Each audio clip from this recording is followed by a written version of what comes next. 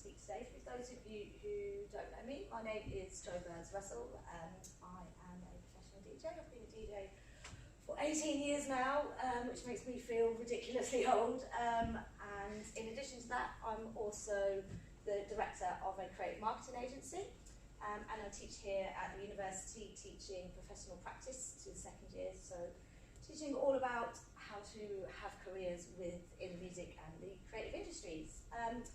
So it was quite an interesting thing to be asked to come and talk to you guys about today. It's kind of about my experience and my career as a DJ and kind of some of the experiences I've had really. So yeah, it was quite, certainly a bit cathartic trying to look back through all of these old photos. And luckily when I first started DJing, Facebook didn't exist, but that's probably for the best, because I'm not sure I want to look back on some of those first early outings that we had. But I guess I didn't want to just kind of jump into where, you know, me starting to go out clubbing and so on. I guess it was good for me to go back and think about where it all began. And I guess like most people who got into wanting to be involved in music, I had an older cousin who was really cool, and he was a DJ. And when I was about 12 years old, I would be around my auntie's house and I would break into his bedroom, which was like the forbidden land. You just weren't allowed to go in there because obviously we were all dorky kids. And he had Prince's Purple Rain on vinyl. And I would sneak into his room, I would take it out of the vinyl, and I would put it on the records. And that to me was this kind of first ever experience that I had of just this whole world really. And I guess perhaps it was something that it was forbidden. This was probably music that was a little bit too old for me at 12. Obviously Purple Rain's quite a sexy record. And yeah, I guess that's where it all kind of started really, this kind of fascination with this countercultural existence and this whole world that existed within Purple Rain. So pan forward a few years, and for my 13th birthday I was given one of these. And this was it. My whole world absolutely changed. This was the awakening of my music life. So it had a double tape deck. So obviously anybody younger here is going to be like, what? But anybody kind of over the age of 30 will realise the significance of having a double tape deck, because for the first time ever, I could make my own mixtapes, and I could sit, listen to Top of the Pops on a Sunday, and I could record the songs I wanted, and I could put them all together in order. And it gave me a chance to actually start having music for myself, not just being able to have passively kind of listen to whatever was on Top of the Pops on the telly, and I'd be able to kind of create my own little world really. And then I had an older sister at the time who would have been 15, so again, seems to be a bit of a running theme of me stealing music from older people in my family. But I went into her bedroom and she had a tape which was a copy of a copy of a copy of a copy, because that's what you used to do with these. You would get a little bit of sellotape on your bottom tape, you'd tape it over the corner, which means you could re-tape over it again. I'm just showing my age here. But she had a tape which was Jeremy Healy live at Cream 1993, and this was the first time that I'd ever experienced house music or understood what house music was. And there was a standout record for this, which was, I might try and play at the end if I have time. For those of you who aren't familiar with what Cream is, does anybody know what Cream is? Anybody heard of Creamfields? You might know. But back in the kind of early mid-90s, Cream was one of the first ever kind of super clubs. So it was this whole idea of, you know, people would travel from all over the country, you would all drive up there on this pilgrimage to go to Cream. So I had this Cream tape, and again, I was only kind of 13 at the time, so it was a bit too young for me to understand the significance. And on that, there was this record called Passion by Capricorn. This, to me, is still one of the greatest ever house music records ever made. I still play it in my sets now. It still fills the floor. It still works. So little 13-year-old me heard this song, Passion Capricorn, and I was just like, this is me. This is my life. This is what I want to do. This is how I want my life to be soundtracked.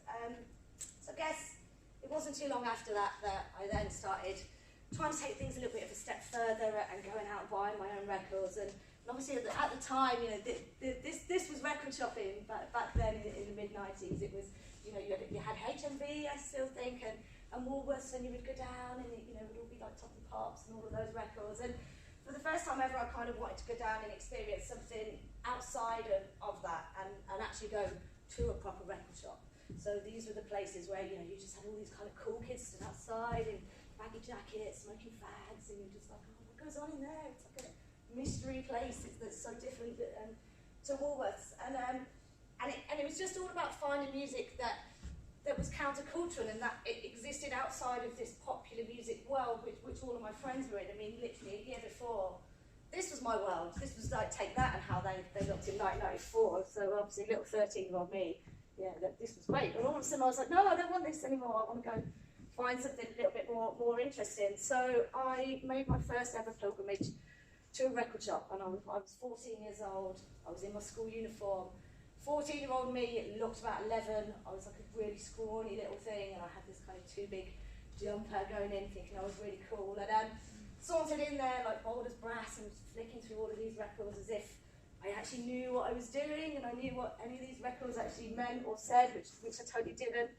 And eventually I found this tape pack, which was a Helter Skelter or Dreamscape tape pack.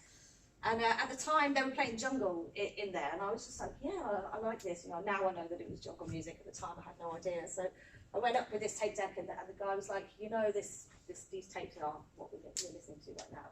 But I didn't want to admit that, so I was like, yeah, I know what I'm doing. And it turned out I just bought 18 hours of unrelenting happy hardcore music instead, which, as you can imagine, my mum absolutely loved. And this is how you got this kind of back in the day. This was like my first induction to dance music. You've got these tape packs that were either 8 or 14, and they all clipped together. Then it all sounded exactly the same. You know, I'd say to my untrained ear, but even now, if anybody knows happy hardcore, it all just does sound exactly the same. But I thought I was the coolest person in the world. Nobody at school was listening to any of this stuff. And it was from then on, really, you know, this kind of culture, this identity, I had this pretense of it at 14 years old, that I was part of this scene and that I was part of kind of rave culture and DJ culture, even to the point of my school bag. So, you know, I had one of these as a school bag when I was 14, really impractical, again, massive on me as well, like you really couldn't fit your PK in it. But I just thought, you know, this was me. I was part of the DJ scene, and I was part of this culture. And all of this was years before I was old enough to go to a nightclub. But me being a bit of a wayward youth that I was, it didn't take me very long to start going to nightclubs. So by the time I was kind of 15, 16, I had my first ever experience, and I went to a place called the Q Club in Birmingham, which I'm not sure if it still exists. This is it when it's empty. It was an old Methodist church, I believe. And yeah, it's absolutely huge. It was just this big, huge kind of industrial warehouse of a space. And you know, I somehow got in at 16. Again, I don't know how, because I looked about 12, but I somehow got myself in there at 16. And I'd never really experienced anything like it. You know, it was dry in the nose. I mean, that's what it looked like when it was full of ravers. And it just blew my tiny little mind. I just, you know, I've never heard anything so loud in my life. I've never seen lasers and flashing lights and production, and just also the whole communal experience of the fact that there was 1,000 people in there, and they were all moving as one, and they were all dancing together. And again, it was just this thing that I just knew that I had to be a part of. And my cousin at the time, the same cousin that I stole Prince records off, he was in there and he was actually DJing. So once he realised I was there, I was in loads of trouble, because obviously I was only 16, shouldn't have been in this club. So he kind of made me come round to the side of the stage, and he was just like, do not move, do not go back into that rave, you'll stay here until I can take you home to your mum.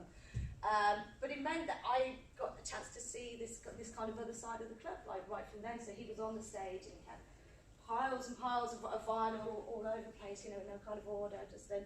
And I got to stand there and watch this kind of sense of communion taking place, and anybody who really talks about rave culture and dance music, you'll often hear that word kind of communion, that it's an exchange that happens between the DJ and the raver. And I just got to see how he was conducting this audience. You know, it was just this kind of thumping 4/4 beat, and there would be these piano stabs and kind of gospel vocals that would drop down, and everybody would put their hands in the air at once.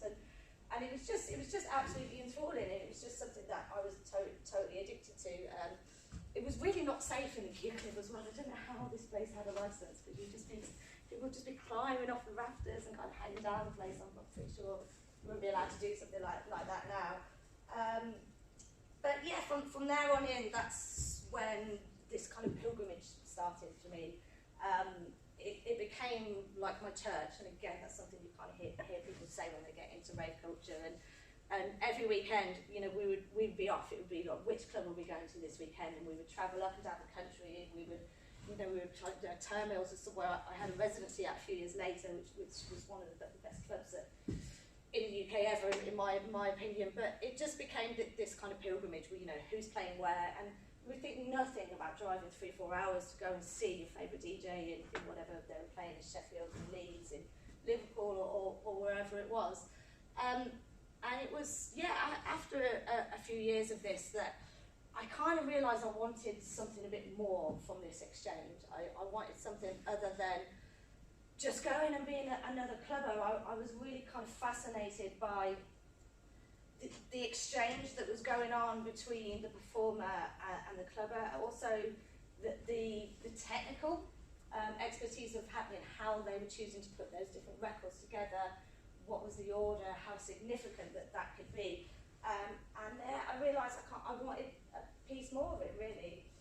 So I decided I wanted to be a DJ. And I went and signed up, and I did a BTEC in music technology at Northampton College. We're talking about 16 years ago now. And did that at night school, and I bought myself a pair of these lovely Numarks, which are the most awful pieces of equipment you've ever played on in your life. They're belt drive. So if anybody kind of understands the principles of DJing, and effectively you're taking something on this record, on this turntable, you're taking something on this turntable, and you're getting them to play at exactly the same speed, at exactly the same time. Not only exactly the same speed, but you want the kind of the phrases and everything, so the drops happen at the same time on the 16, and the build-ups happen at the same time. So, you know, that's the theory, and in principle, on a set of techniques, or CDJs, or anything you want to use now, there's a huge amount of things you can cheat with now. It sounds pretty easy to do. Not on my belt drive Numarks. Which were just the most awful things ever. So having a belt drive basically meant that they didn't have a direct drive kind of mechanism in there. They had this old belt. So, you know, the way you speed up a record as a DJ is, you know, you can either do a little nubbing there, or you can kind of give a little push, or you pull it back to do a little drag.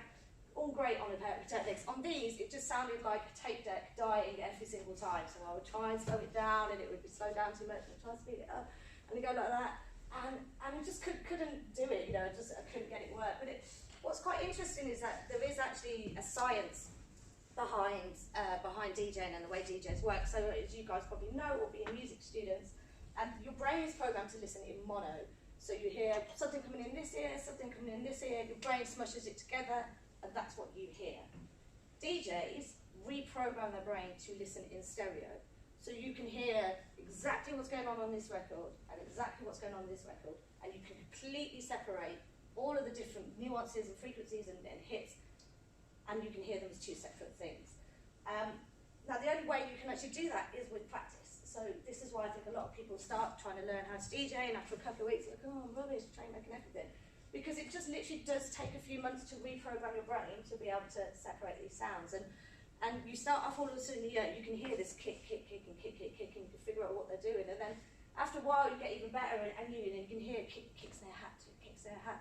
And then before you know it, you're mixing on the hi-hats, and you're doing all these different things. So again, you know, with the right equipment, it's kind of easy. But yeah, with these Numarks, I was just the worst DJ in the world for the first 6 months. So I bit the bullet. And I brought myself a pair of Technics, which is like the holy grail of turntablism. I had one 1200 and one 1210. Fundamentally underneath, it's the same direct drive mechanism. I spent 400 quid on them. I still have them to this day. They are still in my DJ booth at home 18 years later. And I honestly cannot tell you how much love I have for this kind of insignificant object. You know, these things have changed the entire course of my life, and they have shaped everything that I've done ever since, and I will never sell them, and they will be with me till the day I die. They don't really get as much as an airing anymore because I have moved on and I use a lot of digital tools now with my DJing, but yeah, they're the holy grail, really. So one thing you'll find mind about DJs. And kind of how I started from there was, I started kind of going out and playing out and shadowing other DJs. And DJing kind of, it's kind of like one of those classes where you have a master and you have a padawan. You have, as a junior DJ, or at least it used to be, it's not so much now with the EDM thing, but you have to do your time, you have to learn your craft, and you have to spend years being a warm-up, playing to the two people at the start, shadowing older DJs before you, or now these days, it's like, what's that record that you got? So that's what I started doing. I had a lot of friends who were DJs, and I just stuck to them all like glue. I was that nerdy person in the nightclub that just stood like that on the side of the DJ booth. Now when people do that to me, I really don't like it. It's really off-putting, like, stop staring at me whilst I'm DJing. It's really not good. But I was the person who did that, so I just started kind of shadowing people. And I started playing back-to-back with people who were established DJs. And I will honestly say, anybody who is interested in learning about DJing or wants to be a DJ, do that. Because the best way you can ever learn is playing back-to-back with somebody and being put into this kind of different groove and just watching. I'd watch everything. I'd watch when they were bringing things in, when they were bringing things out, how they were kind of making the trebles kind of dance between the two records. And that's really where I learned a lot. And primarily, my kind of master teacher was my friend Nick, who I still play with today. Anybody who's from Northampton might know him as DJ Suspect. He's like a legend in these parts. But we've been playing together for like 15 years now, and we've gone kind of from being a junior, knowing not what we're doing, to kind of doing all kinds of crazy stuff together. And I think that's one of the other things that's great about DJ culture is that it's the sense of camaraderie. You will always find that DJs will gravitate to other DJs. You ever go to a house party and there's a bunch of DJs, guaranteed they're all going to be in the kitchen together talking about DJing, either talking about what's the coolest record that they've got or latest piece of equipment. And it's this sense of community. And since then I've gone on to kind of have my own like junior as well, which is Lizzie, who's Betty, who plays with us as well. And it's just a really joyful thing, even if you're not playing to a crowd, just to be playing with a bunch of other DJs together. It really is just a wonderful experience. And then a lot of it kind of comes back to the idea of curation, which is essentially what you're doing if you're DJ. You're curating music, but you find a record that you can't wait to play to all of your other DJ friends, because you know that they're going to really love it and they're going to really enjoy it. And then it's all about getting that exclusive record before they do, and it becomes a bit of a competition. But I think for me, certainly that's been a big element of why I've loved being part of DJ culture, I think. So moving on to kind of my first ever gig. So the first ever gig I actually played at, I also happened to promote as well. So I've been a promoter and I've been putting on parties for the same amount of time that I have been playing parties. Mainly because I realised that it's a really competitive industry to get into. And also at the time, I didn't really think there was a lot going on in Northampton in terms of underground dance music. So the first ever rave I put on, I booked 808 State. And for anybody who knows 808 State, will kind of realise the significance of putting on an act like that. And I put myself on to warm up for them. So I completely just kind of went from playing in my mate's house to warming up to what was one of the biggest electronic music acts in the world. And I was terrified. I can remember like literally the needle shaking like this, trying to put it onto the record. And I honestly can't tell you how the rest of the set went because I don't remember.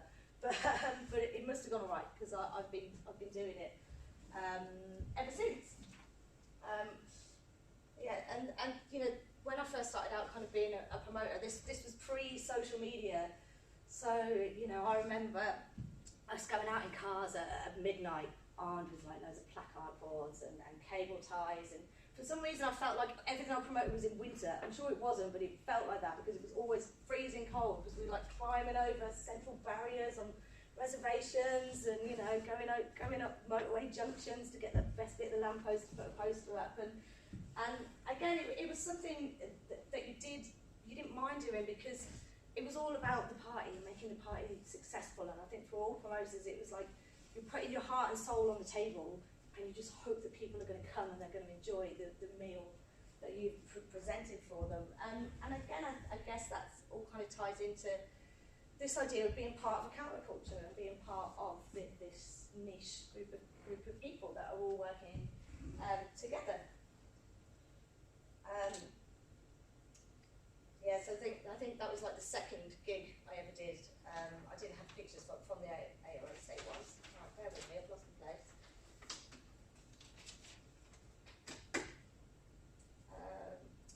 Yeah, so, I mean, sometimes, you know, I went and carried on running club nights, and some nights it would be our events that we would put on.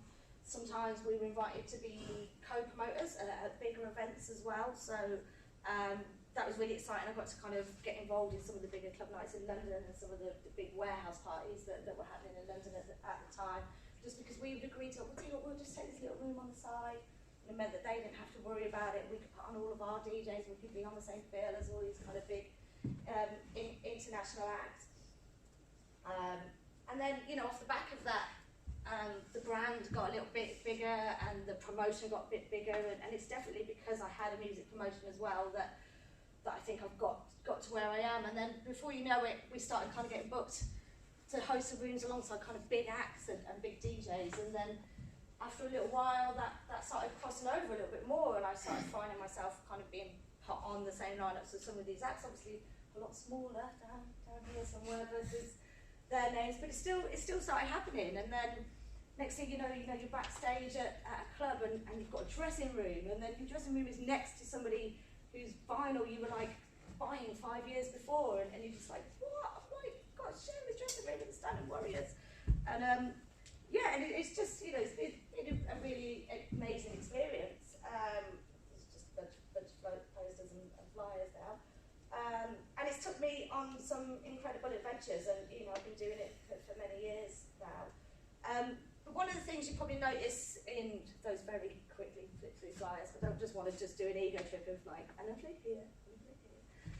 But yeah, throughout this, I actually kind of did a bit of a rebrand of myself and who I was as an act, and that was probably about 7 or 8 years ago now. So it's kind of, I guess I can't really stand up here and do a talk about 18 years of DJing as a woman without touching on the gender politics side of it a little bit, because when I first started, there were no women DJs at all. There was literally one or two. There was like Lisa Lashes, Sonique, you know, a tiny amount. You can name them on one hand. So when I first started DJing, the first few years, I DJed as Little Joe, and that was just my name. That's my name. That's what everybody calls me. People, all my friends now, still call me Little Joe. So I found it quite difficult to promote myself and to kind of cross this bridge of seeing myself as an act. And I think as a woman at the time, I was so worried that people wouldn't take me seriously, and I was convinced that, you know, I had to work that little bit harder to prove that I was good, and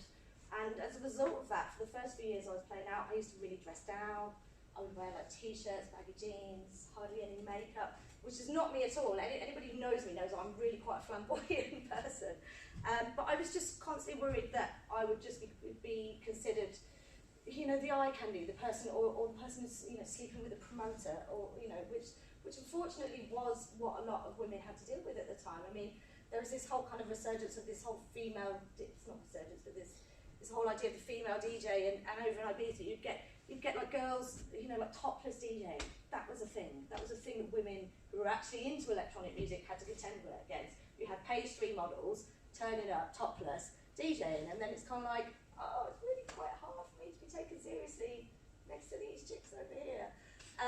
So it was a difficult kind of thing for me to try and balance those two sides of me, really. One of being a bit of a show-off, but two, wanting to maintain some authenticity as well. So I had a period where I was quite seriously unwell, and I had to have about 8 months off playing altogether and couldn't do music at all. And when I came back from that, it kind of changed the way I was thinking about myself, and I created Madame Electrifie, which is how people know me today. So the whole idea of creating this with Madame Electrifie was that she was a persona.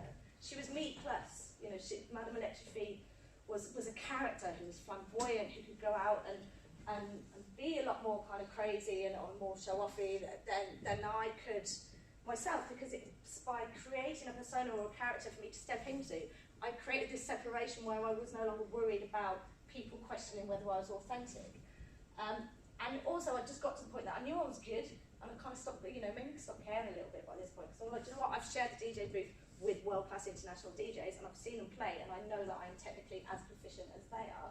So it was a really kind of freeing experience to be able to do this. And then since then, Madame Electrifie we've got me as Madame Electrifie, and then there's the club brand, which is Madame Electrifie's Discotheque.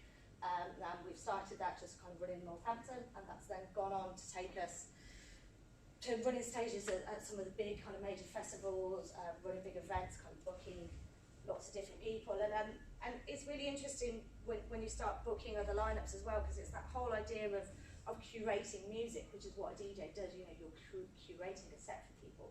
When you start programming the lineup, it just takes that to another level, because you're curating the whole room. Sometimes you're creating 3 rooms, you're creating a whole stage of a festival, and it's all about this collective collaboration, because if you and all the other DJs that are in this space together are doing it properly, you're all working together and you're all bouncing off each other to create something that's bigger than yourselves, which is what makes it so exciting. And I just thought I'd show you, just on the catch my breath,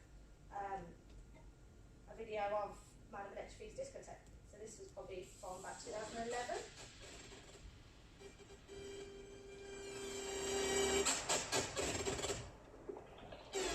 Clear the way, boys.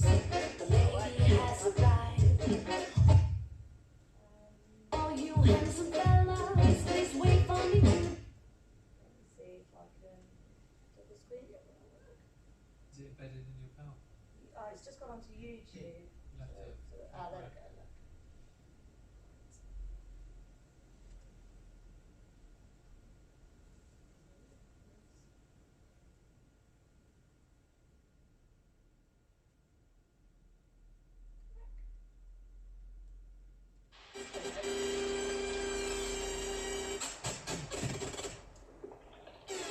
Clear the way, boys. The lady has arrived. All you handsome fellas, please wait for me to the right. Don't keep me waiting. Thank you for the drink. It's 11:15. I'm not in the mood to think. Mr. Bandleader, let's kick out the jam. Give me something that'll light it up, and make my feet go bam, bam, bam.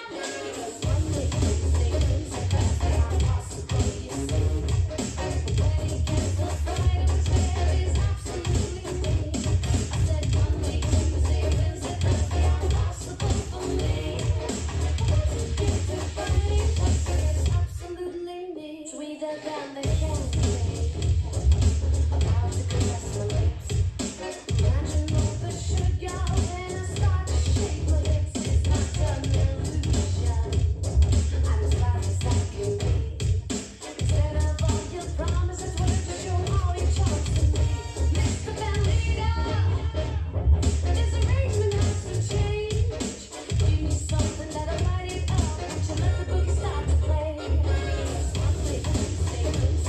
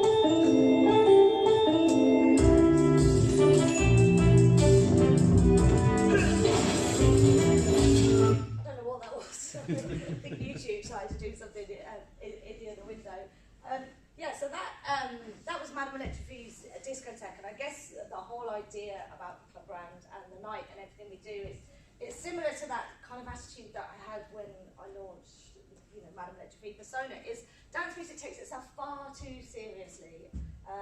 You know, especially dubstep's one of the worst for it, techno's one of the worst for it. Everyone's just been like, oh, let's techno, let's all go to the club. I mean, I love techno, but it's that idea of just standing around and just, you know, chin stroking about it. And I think what we wanted to do with this is that it's the whole idea of it's kind of a return to the roots of kind of club culture, like disco, you know, where everyone just goes and gets crazy and dresses up and has wild abandon and just kind of lets themselves go a little bit. And that's the ethos of what we've tried to do with the club night. So people do come wearing crazy outfits. We build sets and we have weird performance art going on as well as all the DJ stuff. And it's just a place to lose yourself. And I think it's that ethos that's made the brand successful. So this was a crowd shot for the last night we did at the Roman, which was Halloween. So this was taken from the back during my set, which was pretty mental. So you know, it's this kind. I guess it's that kind of approach that's taken me around the world and to all these different festivals. So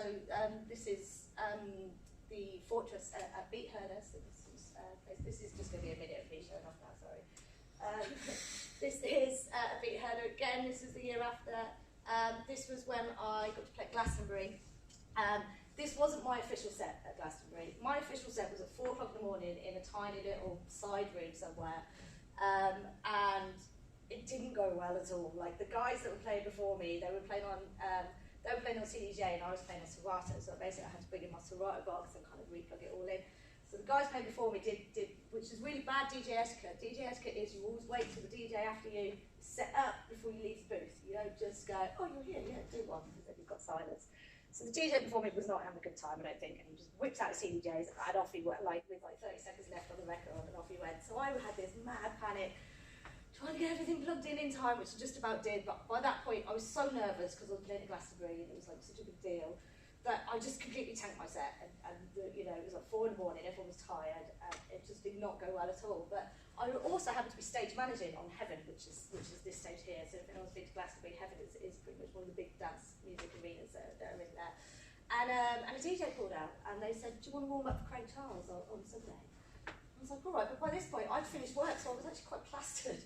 And I was like, oh, this could go with one of either 2 ways. But it was an amazing experience. So, you know, according to my website, I'm a PR now, yeah, this was my official set at Glastonbury. This was the crowd that turned up, and that's a side shot of that set. So, yeah, it absolutely kind of blew my mind. And then we've gone on to run stages at a bunch of major festivals as well. So this is our stage that we run at Boomtown, which is in the kind of Wild West area. So basically we build a whole stage and we theme everything in Wild West, and we all have to dress up in Wild West outfits, but we're playing banging drum and bass at the same time. It's a really weird construct, but that's what Boontown's all about. And then I'm just going to show you just one more little video,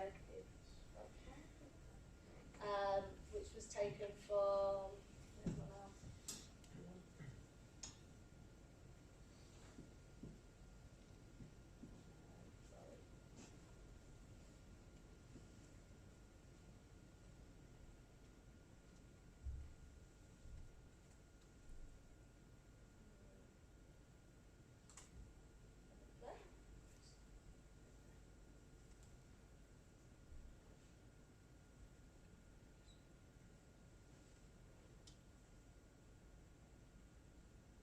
And this is probably, one of the biggest gigs that I've ever played, which was at the Isle of Wight Festival this year.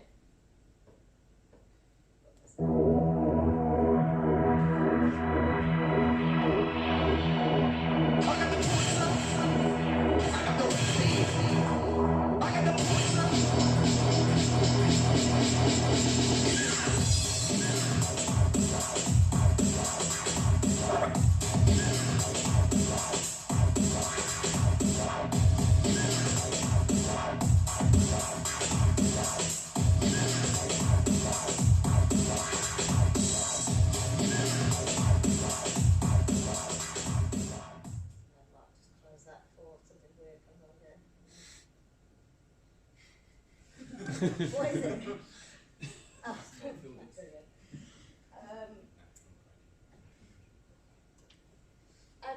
And then last year was also a big year for me. I got flown over to Australia to support an act called the Freestylers. I don't know if anyone's heard of the Freestylers here, but in my world, the Freestylers are like massive. I play predominantly kind of breakbeat music, and Freestylers one of the biggest acts in breakbeat. And it was just, you kind of had to picture yourself. This guy just messaged like, "Do you want to come and support the Freestylers in Australia?" And I was like, "All right then." Like, thinking this is some like weird, creepy guy who's trying to get my details from somewhere. And next thing you know, he was just like, "I'll tell you what, like, I'll just put $2,000 in your bank, like, book your flight." I was like, "What?" Yes, that was pretty crazy, and hopefully, you know, this is going to continue. But I'm just going to finish off, and I'm nearly done. Just by kind of bringing it back to, you know, rather than it just being all about the gigs, but going back to this whole idea of why I got into DJing in the first place, and this whole idea of curating music and how the choices that you can make about how you put music together can affect somebody's mood, or can completely change somebody's mindset, or can change somebody's experience in a nightclub. And once the kind of Madame Electrifie brand started taking off a bit more, I started to think about that a little bit differently, not only in terms of how I was putting together club sets, because obviously when you're playing to a bigger crowd, you probably have less room for experimentation. Actually, I probably have just as much fun playing when I do a 4-hour set down at Garibaldi. That's probably musically a bit more interesting to me than when I do a big headline set, because you kind of have to have it a bit more drilled. But it got me thinking about how I was putting together the promotional pieces that I was putting out, because obviously you need to, you know, be putting mixes out all the time as a way to build your audience. So I started coming up with these kind of, I guess it's the DJ's equivalent of a concept album, but it's not, it's a, you know, concept mix, I guess. And different ways of packaging my music. So if you go onto my SoundCloud, you'll be able to see all these kind of different ways I put things together. So I have a series called the After Hours Shows Electrifie, which is just really interesting, weird, avant-garde, downbeat, crazy, like jazz, trip-hop kind of stuff. And by creating this kind of idea of this series, it gave me a way to package that kind of music in a way that obviously I wouldn't be able to play that to the club audiences that might know me. And then I kind of took that a little bit further when I did a project, I think it was 2 years ago now, called the 5-Trick Pony. Basically, I got really, really tired of people going, "Oh, you're a DJ, what do you play?" Because I'm into so much music. I play funk, hip hop, soul, disco, new disco, house, techno, breakbeat, drum and bass, like all of it.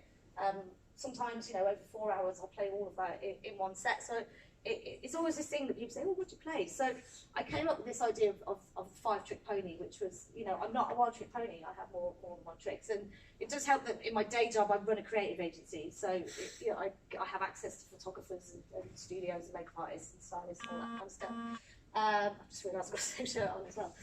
But yeah, the whole idea of the 5-Trick Pony was that I wanted to explore the idea of a visual identity of music, and the way different music genres have their own visual identity, and I wanted to then couple that with the idea of the music I was putting together. And I didn't really like the idea of, you know, I've never liked the idea of just recording an hour mix and sticking it on the internet, because I just think, you know, if you're going to put something out there, give it a little bit more love. So I probably spent about 8 to 10 months curating the music for these, and there were 5 different tricks. So there was the hip-hop array, I can't remember all the names, there was a disco one, there was a vintage remix one, there was a breakbeat one, and there was an after hours one. So I kind of wanted to look at exploring, you know, the different way that people dress or represent themselves within those different elements of dance music, and then put them together with an hour-long mix for each segment. And it's really hard to know what to ever do that's going to top that now as a DJ. I'm kind of a bit stumped, but you know, the next one I did after that then was this whole idea of sun and moon.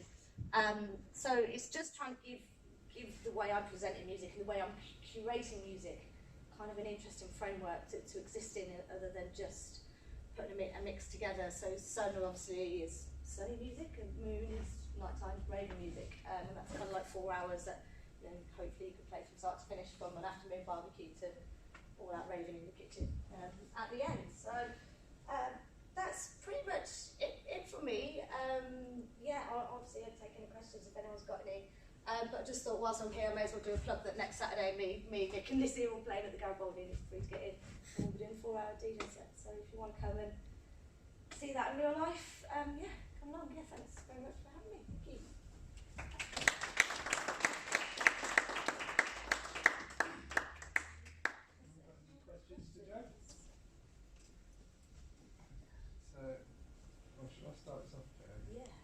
Yeah, it's good. There's plenty of questions I could ask. Just to ask one about something you just mentioned. So you talked about being eclectic as a DJ. Do you think it's actually harder to become established as somebody who is an eclectic DJ versus just, okay, I play an hour of this thing? Yeah. Yeah, I'd say so, because... so, I'm going to ask two now. Yeah. How did that make sense for you?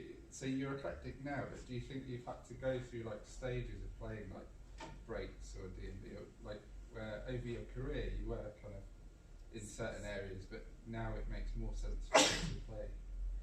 Yeah, I think it definitely is harder, I think, being eclectic, because obviously, you know, if you're a house DJ, you're only trying to talk to other, you know, people who are into house music. You can obviously focus how you're promoting yourself. And I think definitely when, like, early in my career, I was much more singular. You know, I was a breakbeat techno DJ and a breakbeat techno electro, but you know, it all sat together, and the whole time I was Little Joe and doing all of that. That's what I was about. It was underground electronica with some breaks and techie bits, and that was a lot easier because obviously, you know, most club nights are booked by, you know, the genre of music. You go to a techno night or you go to a house night, and it's probably only since I got into the festival world that I had an opportunity to expand that and to do a lot more. And also just for me, like musically, I get bored of just, you know, playing the same BPM for 2 hours. You know, I can beat match in like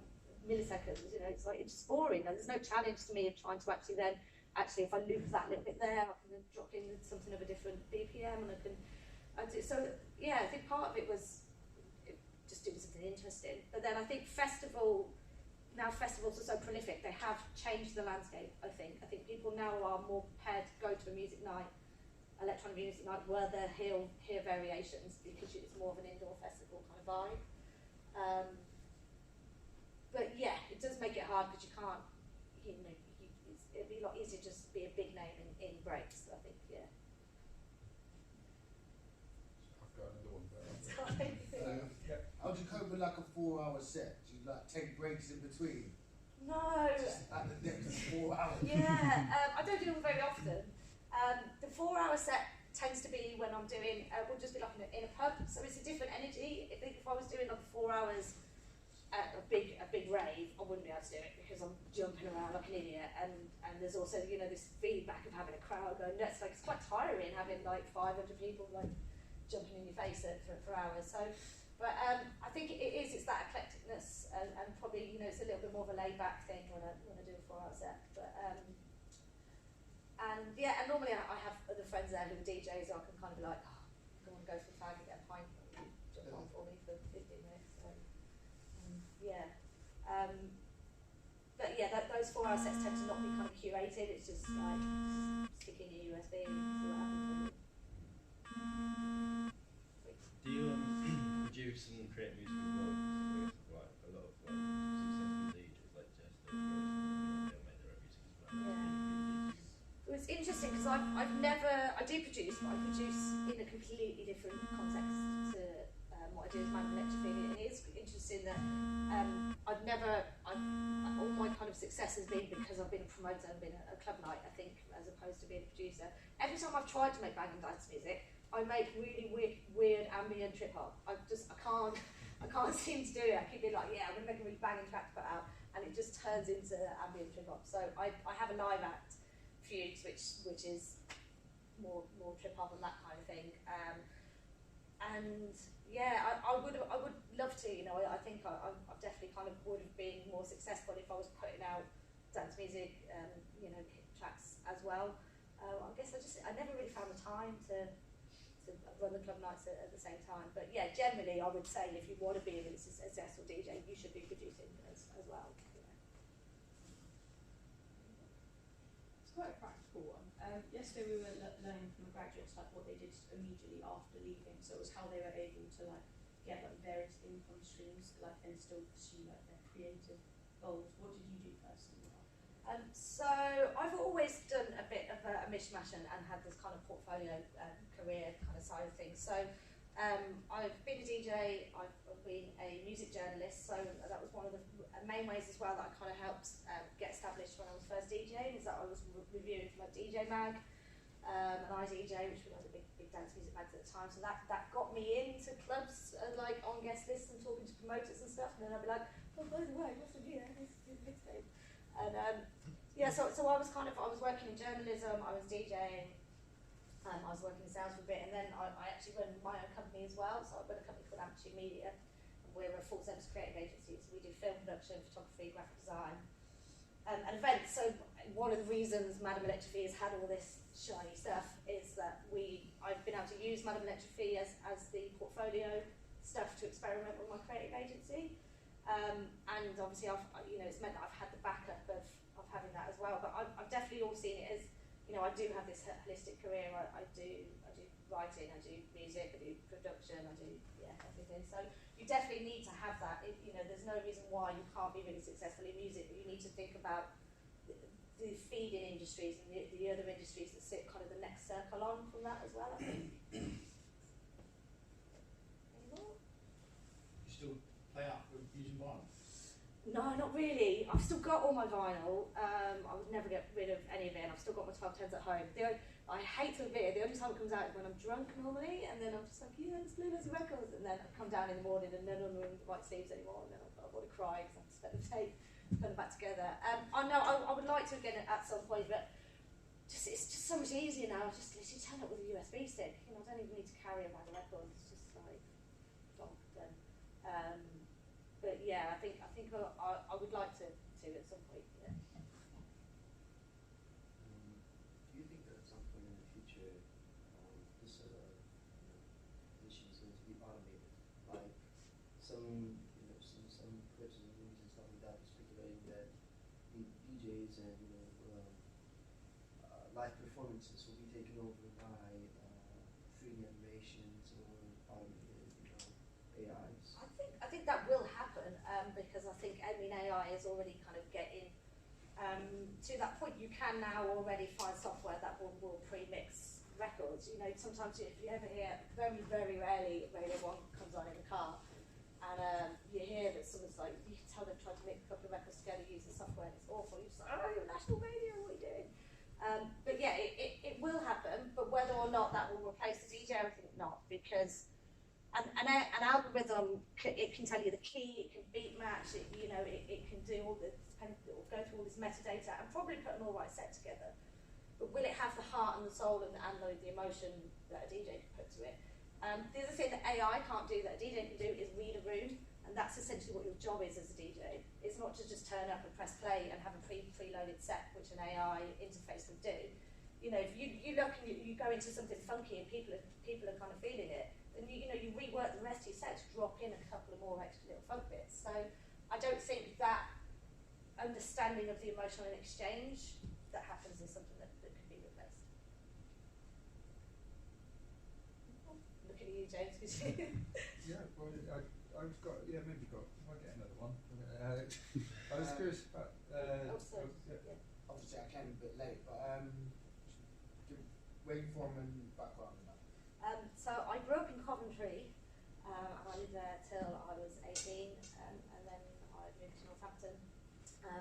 So it's kind of at the start of the session, I started kind of going to raves when I was about 15, which I shouldn't have done, and just from then really, I just kind of saw that it's been in my blood, just I think ever since I was a teenager, I just was always fascinated by this culture of DJing. That's kind of how it all started. I was just wondering about the running a stage type thing, so like the Boomtown, where it's like all the visual aspects and the curating what is that job exactly? What does that involve? Like, what do you have to do as football? So Boomtown is a particularly interesting one when it comes to stage management. So has anyone here been to Boomtown? Yeah. For those of you that haven't been, you have to go at some point in your life. But just be prepared. It's the most crazy place you've ever been to. So Boomtown is it's equal part immersive theatre as it is a music festival.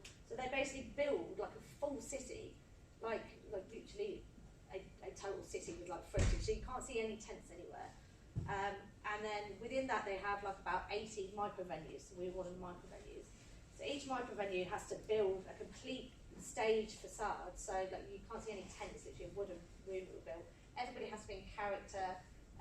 You have to all kind of have this narrative that goes on. So people go around the city kind of chasing this different narrative. So for something like Boomtown, we would do the set design, set build, book all the artists, book all the bring carpenters, book the sound engineers, bring in our own PA, run the whole event. We'd have obviously performers and DJs, and then we would have actors out the front enticing people in and doing all this kind of immersive experience. It's the hardest job in the world. And then obviously, you're there from 12 till 4 o'clock in the morning, like generally Boomtown's just pounding drum and bass everywhere. So it's very tiring. It's a really good experience to do, but yeah, you have to do everything: health and safety, set design, theatre management, the whole works really. Obviously, some of the other festivals it's a bit easier. When you've just got a traditional stage manager, you've just got artists in, off they go and back again. But yeah, it's definitely, as I said, like running the club night, having the club brand is definitely completely interwoven with everything that I've done. And I think that's the reason I've got as far as I have, is that it's been a two-way street. I've managed to book people, and then they would book me in return. So there's this exchange going on. And it's something I kind of talk to my second years about in professional practice, is that it's becoming successful as a DJ. It's not about like you just getting played. What can you do for them? What can you do for that scene to help improve that scene? I waffled a bit there, but yeah. When you are putting on your own shows, how did you manage to get the funding for everything you needed? Self-funded it, and over the years there was quite a few events where I just lost loads of money. There were some events that I made loads of money. So what were your own funds? Yeah, so I think when we first started, so 808 State was the first person that we booked, and that was like, I think about 800 quid. And then you just have to sell the tickets. You just go out and you stand on street corners week in, week out with flyers, and you go out, you have to do the work. And as I said, when we first started, there was no social media at all, so it was all word of mouth. You literally, you were just out there in the cold, like sticking flyers on people's windscreen. I was that annoying person that was doing that to people's cars, like sticking flyers in people's windscreens. But and then you just hope you build a brand, and then once the good thing is about electronic music is that people are loyal. There is this sense of family. So we have people that come to Madam Electrifie that come to every single event, and they wouldn't miss it for the world. And once you've got that niche and you look after those people, then it can start self-funding itself from there. Thanks, Jake. Great, thank you.